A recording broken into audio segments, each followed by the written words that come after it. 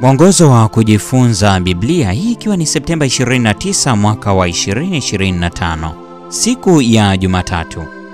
Mada inasema vuka, twaa, gawa, tumikia. Soma Yoshua sura ya kwanza.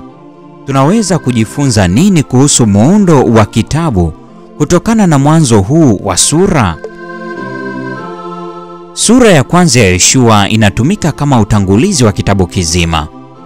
Inazo hotuba 4 zinazopelekana na sehemu kuu 4 za kitabu. Kuvuka katika Yoshua sura ile ya kwanza, ya pili hadi ya 9. Kushinda Yoshua sura ya kwanza ya 10 na 11. Kugawa nchi Yoshua sura ya kwanza ya 12 hadi 15, na kutumika kwa kuwa mtiifu kwa ile sheria Yoshua sura ile ya kwanza ya 16 hadi 18. Kitabu cha Yoshua kinaweza kuonekana kama mfuatano wa maamuzi ya kimbingu.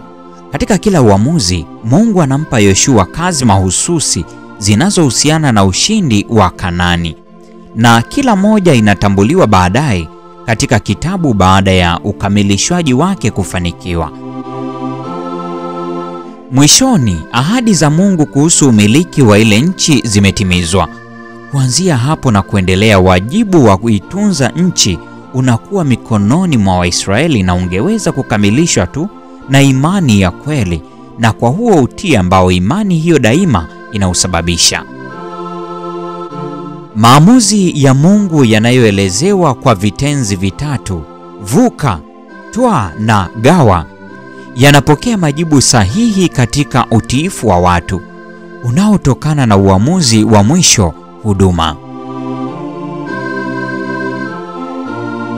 Kwa mara nyingine, kitabu cha Yoshua kina sehemu kuu 4, kila moja ikijulikana kwa dhana mahususi inayoelezewa kupitia kwa kuwepo kunako tawala kwa neno la Kiebrania. Sehemu ya kwanza, vuka, Yoshua sura ya kwanza aya ya kwanza hadi sura ya 5 ya 12. Sehemu ya pili, twaa, Yoshua sura ya 5 ya 13 hadi sura ya 12 ya 24. Sehemu ya tatu, gawa, Yoshua sura ile ya 13 ya kwanza hadi sura ya 21 ya 45. Sehemu ya 4, tumikia, Yoshua 22 aya ya kwanza hadi 24 ya 33. Hivyo muundo wenyewe wa kitabu unaonesha ujumbe wake mkuu. Maamuzi ya Mungu hayakamilishwi kwa kujiendesha yenyewe. Badala yake yanahitaji mwitikio wa uaminifu wa watu wake.